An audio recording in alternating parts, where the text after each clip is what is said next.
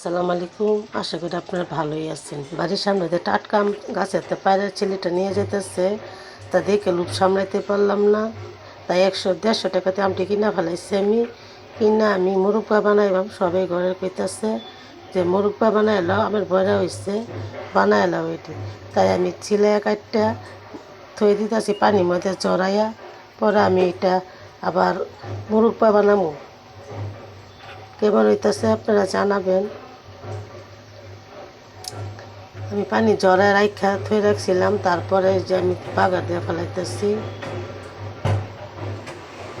একটু পাঁচফোড়ন, একটু 2 টাকা শুকনা মরিচ, এলাচি, একটু খাল দিয়া আমি বাগার দিয়ে দিলাম, একটু তেল দিয়ে, তারপরে চিনিটা ছেড়া দিলাম।